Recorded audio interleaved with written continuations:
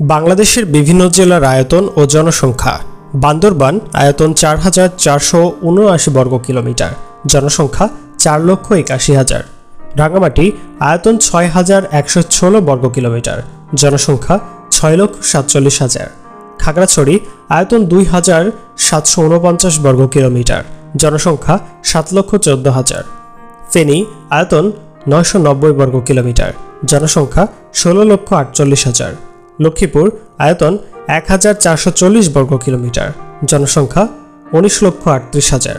চাঁদপুর জেলা আয়তন ১,৬৪৫ বর্গ কিলোমিটার, জনসংখ্যা ২৬,৩৫,০০০।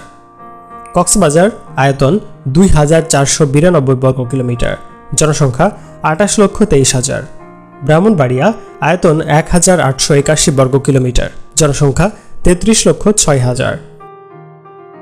নোয়াখালী আয়তন ৩,৬৮৬ বর্গ কিলোমিটার, জনসংখ্যা ৩৬,২৫,০০০।